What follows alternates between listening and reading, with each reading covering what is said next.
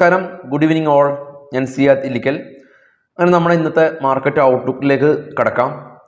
അടുത്ത ആഴ്ചയിലെ ഗ്ലോബൽ ഈവൻറ്റുകളെല്ലാം തന്നെ നമ്മൾ ഇന്ന് ഡിസ്കസ് ചെയ്യുന്നുണ്ട്. കഴിഞ്ഞ ആഴ്ചയിലേക്ക് പോകുമ്പോൾ ബഡ്ജറ്റ് ഡേ ഉണ്ടാക്കിയ ഒരു വലിയൊരു വോളറ്റിലിറ്റി, അതിനുശേഷം കഴിഞ്ഞ വെള്ളിയാഴ്ച ഉണ്ടാക്കിയ അപ്രതീക്ഷിതമായൊരു റാലി, മാർക്കറ്റ് വളരെ കൺഫ്യൂസിങ് ആയ രീതിയിലാണ് പോകുന്നത്. ഇപ്പോൾ നിഫ്റ്റി വീണ്ടും അതിൻ്റെ ഓൾ ടൈം ഹൈ തിരികെ എത്തിയ ഒരു ദിവസമാണ് നമുക്ക് കഴിഞ്ഞ വെള്ളിയാഴ്ച നമ്മൾ കണ്ടത്. കഴിഞ്ഞ ആഴ്ചയിലെ നിഫ്റ്റിയുടെ എൻറ്റയർ ചാർട്ട് നമുക്ക് നോക്കാം. മൺഡേ മാർക്കറ്റ് ഓപ്പൺ ചെയ്തു. അതിനുശേഷം ബഡ്ജറ്റ് ഡേയിൽ ശക്തമായൊരു ഇടിവ്, വീണ്ടും തിരിച്ച് കയറിയത് കാണാൻ സാധിക്കും. 24,851 ഹൈ വീണ്ടും ടെസ്റ്റ് ചെയ്തിട്ടുണ്ട്. കഴിഞ്ഞ ആഴ്ചയിലെ FIs DIs ആക്ടിവിറ്റീസിൽ DIs തിങ്കളാഴ്ച 1,652 കോടി രൂപ സെല്ല് ചെയ്ത് വെച്ച് ബാക്കി എല്ലാ ദിവസവും ബൈയിങ് മോഡലായിരുന്നു ഉണ്ടായിരുന്നത്. ആഭ്യന്തര ധനകാര്യ സ്ഥാപനങ്ങൾ ചൊവ്വാഴ്ച ദിവസവും ബുധനാഴ്ച ദിവസവും വ്യാഴം വെള്ളി ദിവസങ്ങളിൽ ബൈ നടത്തി. DIs FIs അതായത് വിദേശ ധനകാര്യ സ്ഥാപനങ്ങളുടെ കാര്യം എടുക്കുകയാണെങ്കിൽ അവർ തിങ്കളാഴ്ച ദിവസവും വെള്ളിയാഴ്ച ദിവസവും ബൈ നടത്തി. ഇൻ ബിറ്റ്വീൻ മിഡിലിൽ അവർ 3 ദിവസവും സെല്ല് നടത്തിയിട്ടുണ്ട്. അപ്പോൾ അവർ സെല്ലിംഗ് മോഡലാണ് ഉള്ളത്. DIs ബൈയിങ് മോഡലാണ് ഉള്ളത്. പക്ഷേ ഓൾ ടുഗദർ അവരുടെ രണ്ടുപേരുടെ ആക്ടിവിറ്റീസിൽ കഴിഞ്ഞ ആഴ്ച ശക്തമായിട്ടുള്ള ബൈയിങ് ആണ് കണ്ടത്. എസ്പെഷ്യലി വീക്കിലി അടിസ്ഥാനത്തിൽ Tata Motors 12%, HDFC life 10%, Sun Pharma 10%, NTPC BPCL തുടങ്ങിയ കമ്പനീസ് ശക്തമായ റാലി രേഖപ്പെടുത്തി. ഫോൾ ആയത് ആക്സിസ് ബാങ്ക് ആണ്. വീക്കിലി അടിസ്ഥാനത്തിൽ 9, വിപ്രോ വീക്കിലി അടിസ്ഥാനത്തിൽ 6, Nestle 5, ICICI bank, Bajaj Finserv തുടങ്ങിയ കമ്പനീസിൽ വീക്കിലി അടിസ്ഥാനത്തിൽ ഫോളോ ചെയ്ത് നമുക്ക് കാണാനായിട്ട് പറ്റും. അപ്പോൾ നമ്മുടെ ചാനൽ എല്ലാ ട്രേഡിംഗ് സുഹൃത്തുക്കൾക്കും ഷെയർ ചെയ്ത് കൊടുക്കാൻ മറക്കരുത്. കഴിഞ്ഞ ശനിയാഴ്ചയും ഇന്നും കൊച്ചി ഓഫീസിൽ സ്വിംഗ് ട്രേഡിൻ്റെയും ഫ്യൂച്ചർ ആൻഡ് ഓപ്ഷൻ്റെയും കോഴ്സ് നമ്മൾ കണ്ടക്ട് ചെയ്തിട്ടുണ്ട്. അപ്പോൾ അതിൻ്റെ ഫോട്ടോസ് കാണാം. അപ്പോൾ ഇവിടെ വരാൻ പറ്റാത്ത ആളുകൾക്ക് ഓൺലൈനായിട്ട് ജോയിൻ ചെയ്യാം, വരാൻ പറ്റുന്ന ആളുകൾക്ക് ഇവിടെ വരാം. രണ്ട് രീതിയിലും കുറഞ്ഞ ഫീസിൽ പഠിക്കാൻ സാധിക്കും. ഫസ്റ്റ് കമൻറ്റിൽ ഞാൻ ഇൻസ്ട്രക്ടറിൻ്റെ നമ്പർ പിൻ ചെയ്ത് വെച്ചിട്ടുണ്ട്, നിങ്ങൾക്ക് ബന്ധപ്പെടാൻ സാധിക്കുന്നതാണ്. ഇനി മറ്റുള്ള അപ്ഡേറ്റ്സിലേക്ക് കിടക്കാം. ആദ്യമായിട്ട് ഗ്ലോബൽ മാർക്കറ്റ് നോക്കാം, ഗ്ലോബൽ ഈവൻറ്റുകൾ നോക്കാം. US നിന്ന് ജൂലൈ 30 കൺസ്യൂമർ കോൺഫിഡൻസ് ഡേറ്റയും 30 യൂറോസോണിൻ്റെ GDPയും ജർമ്മനിയുടെ GDPയും CPI ഇൻഫ്ലേഷൻ ഡേറ്റയും വരുന്നുണ്ട്. ജൂലൈ 31 US നിന്ന് നോൺ ഫാം പേറോൾ ഡേറ്റ വരുന്നുണ്ട്. കൂടാതെ തന്നെ ഈ ഒരാഴ്ചയിലെ ഏറ്റവും വലിയ ഈവൻ്റ് ആയിട്ടുള്ള ഫെഡറൽ ഇൻട്രസ്റ്റ് റേറ്റ് ഡിസിഷൻ വരുന്നുണ്ട്. ചൈനയിൽ നിന്ന് മാനുഫാക്ചറിംഗ് PMI, ഓഗസ്റ്റ് 1 FOMCയുടെ പ്രസ് മീറ്റ് ഉണ്ട്. കൂടാതെ തന്നെ ബാങ്ക് ഓഫ് ഇംഗ്ലണ്ടിൻ്റെ ഇൻട്രസ്റ്റ് റേറ്റ് ഡിസിഷനും ഉണ്ട്.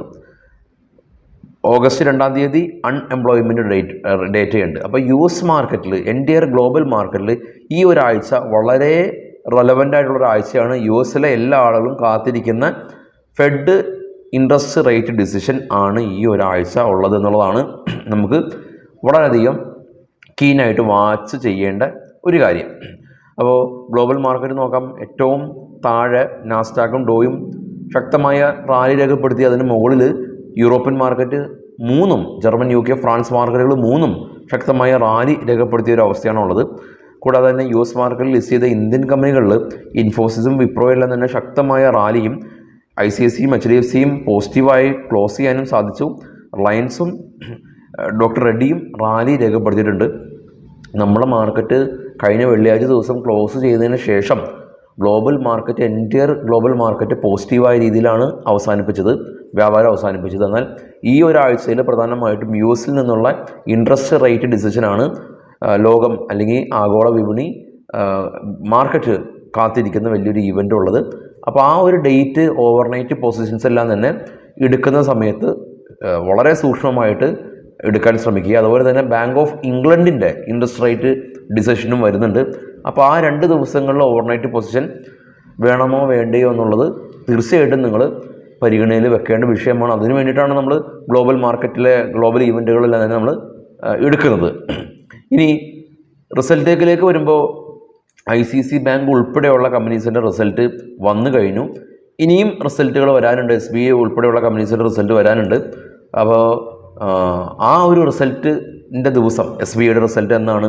അപ്പോൾ അതനുസരിച്ച് ബാങ്ക് നിഫ്റ്റിയിലോ മറ്റുള്ള ഇൻഡെക്സുകളിലൊക്കെ ട്രേഡ് എടുക്കുന്നതും അതിൻ്റെ റിസൾട്ട് അനുസരിച്ച് വേണം നമ്മൾ എടുക്കാനായിട്ട്. അത് നമ്മുടെ റിസൾട്ട് കലണ്ടറിലുണ്ട്. ട്രേഡ് ബഡ്ഡി എന്ന് പറയുന്ന നമ്മുടെ ട്രേഡിംഗ് ടാബാണ് bismate.comൻ്റെ വീഡിയോയുടെ ഡിസ്ക്രിപ്ഷനിലുണ്ട്, നിങ്ങൾക്ക് ചെക്ക് ചെയ്യാൻ സാധിക്കും. ഇനി നമുക്ക് സ്റ്റോക്കുകളുടെ കുറച്ച് വാർത്തകളിലേക്ക് വരാം. ആദ്യം ഡോക്ടർ റെഡ്ഡി ആയിട്ട് ബന്ധപ്പെട്ട ന്യൂസാണ്. Doctor Reddy net profit almost ഫ്ലാറ്റാണ് ഉണ്ടായിരുന്നത്. റവന്യൂ എന്നാൽ 14% വർധനവ് രേഖപ്പെടുത്തി. JP power company net profit 192 കോടി രൂപയിൽ നിന്ന് 394 കോടി രൂപയിലേക്ക് നെറ്റ് പ്രോഫിറ്റ് ഉയർത്തി. IDFC first bank net profit 11% ഇടിഞ്ഞ് 680 കോടി രൂപയാണ് ഇത്തവണ ഉണ്ടായിട്ടുള്ളത്. കഴിഞ്ഞ തവണ 765 കോടി രൂപ പ്രോഫിറ്റ് കരസ്ഥമാക്കിയ കമ്പനിയാണ്. NTPC കമ്പനി നെറ്റ് പ്രോഫിറ്റ് 4074 കോടി രൂപയിൽ നിന്ന് 4510 കോടി രൂപയിലേക്ക് പ്രോഫിറ്റ് അവർ ഉയർത്തിയിട്ടുണ്ട്. PNB കമ്പനി നെറ്റ് പ്രോഫിറ്റ് 1260 കോടി രൂപയിൽ നിന്ന് 3251 കോടി രൂപയിലേക്ക്. പഞ്ചാബ് നാഷണൽ ബാങ്ക് 159% നെറ്റ് പ്രോഫിറ്റിൽ വർധനവ് രേഖപ്പെടുത്തി. Jammu and Kashmir bank net profit 27% ഉയർന്ന് 415 കോടി രൂപ കരസ്ഥമാക്കി. കഴിഞ്ഞ തവണ 326 കോടി രൂപയാണ് ഉണ്ടായിരുന്നത്. ICICI ബാങ്ക് നെറ്റ് പ്രോഫിറ്റ് 15% വർദ്ധിച്ച് 11,059 കോടി രൂപ കരസ്ഥമാക്കി. 9,648 കോടി രൂപയിൽ നിന്നാണ് പ്രോഫിറ്റ് ഉയർന്നത്. ജീനസ് പവർ കമ്പനി 19 കോടി രൂപയിൽ നിന്ന് 42 കോടി രൂപയിലേക്ക് അറ്റാദായം ഉയർന്നു. REC കമ്പനി 2,960 കോടി രൂപയിൽ നിന്ന് 3,442 കോടി രൂപയിലേക്ക് നെറ്റ് പ്രോഫിറ്റ് ഉയർത്തി. TCS company transport corporation of ഇന്ത്യയാണ്. കമ്പനി 81 കോടി രൂപയിൽ നിന്ന് 91 കോടി രൂപയിലേക്ക് നെറ്റ് പ്രോഫിറ്റ് ഉയർത്തി. സ്പന്ദന പൂർത്തി കമ്പനി 119 നിന്ന് 55 കോടി രൂപയിലേക്ക് പ്രോഫിറ്റ് കുറഞ്ഞു. ചുക്കി ഹീൽ കമ്പനി അവർ 12 കോടി രൂപ ലോസ് ഉണ്ടായ കമ്പനി ഇത്തവണ 4 കോടി രൂപ പ്രോഫിറ്റ് ഉയർത്തി. KEC ഇൻ്റർനാഷണൽ കമ്പനി 42 കോടി രൂപയിൽ നിന്ന് 87 കോടി രൂപയിലേക്ക് നെറ്റ് പ്രോഫിറ്റ് ഉയർത്തി. ലക്ഷ്മി ഓർഗാനിക് കമ്പനി 77 കോടി രൂപയിൽ നിന്ന് 71 കോടി രൂപയിലേക്ക് പ്രോഫിറ്റ് സ്ലൈറ്റ്ലി കുറഞ്ഞു. നുവാമ വെൽത്ത് കമ്പനി 650 കോടി രൂപയിൽ നിന്ന് 950 കോടി രൂപയിലേക്ക് പ്രോഫിറ്റ് ഉയർത്തി. പവർ ഗ്രിഡ് കമ്പനി 3,542 കോടി രൂപയിൽ നിന്ന് 3,724 കോടി രൂപയിലേക്ക് പ്രോഫിറ്റ് ഉയർത്തിയിട്ടുണ്ട്. SBI കാർഡ് 593 കോടി രൂപയിൽ നിന്ന് 594 കോടി രൂപ ഇതവണ ഓൾമോസ്റ്റ് ഫ്ലാറ്റ് ആയിട്ടുണ്ട്. SBI കാർഡിൻ്റെ അവസ്ഥയാണ്. അപ്പോൾ ICICI ബാങ്ക് ഉൾപ്പെടെയുള്ള പവർ ഗ്രിഡ് അല്ലെങ്കിൽ PNB ഉൾപ്പെടെയുള്ള ബാങ്കിങ് കമ്പനീസിൻ്റെ റിസൾട്ടുകൾ എല്ലാം തന്നെ വന്നു കഴിഞ്ഞു. കഴിഞ്ഞ വെള്ളിയാഴ്ച നിഫ്റ്റിയിൽ അൺഎക്സ്പെക്റ്റഡ് ആയിട്ട് വീണ്ടും ഓൾ ടൈം ഹൈ പോയിട്ടുണ്ട്. ഈ തവണ US നിന്നുള്ള ഈ ഫെഡറൽ ഇൻട്രസ്റ്റ് അതിൻ്റെ തീരുമാനത്തിൽ എല്ലാ ആളുകളും ഒരേപോലെ വിശ്വസിച്ച് പോകുന്നത് ഈ തവണ ഇൻട്രസ്റ്റ് റേറ്റ് കട്ട് ഉണ്ടാകുമെന്നുള്ളതാണ്. അതുകൊണ്ടായിരിക്കാം IT companies, Indian IT companies rally രേഖപ്പെടുത്തിയതും. കൂടാതെ തന്നെ കഴിഞ്ഞ ആഴ്ചയിൽ വന്ന USൻ്റെ GDP ഡേറ്റ 2.3% വർധനവുമാണ് കണ്ടത്. ജെറോം പവൽ ഉൾപ്പെടെയുള്ള ആളുകൾ ഈ തവണ ഇൻട്രസ്റ്റ് റേറ്റ് കട്ടാകുമെന്ന് പറയാതെ പറഞ്ഞിട്ടുണ്ട്. അപ്പോൾ അങ്ങനെ തന്നെ സംഭവിക്കട്ടെ. അങ്ങനെ സംഭവിക്കുകയാണെങ്കിൽ ഗ്ലോബൽ മാർക്കറ്റിനൊരു പുത്തൻ ഉണർവ് വരും. പക്ഷേ US ഇലക്ഷൻ നവംബറിൽ ഇലക്ഷൻ വരുന്നുണ്ട്. അപ്പോൾ ഓൾറെഡി തന്നെ ബൈഡൻ പിന്മാറി. ട്രംപിന് അനുകൂലമായ രീതിയിലാണ് കാര്യങ്ങളിലെല്ലാം തന്നെ പോക്ക്.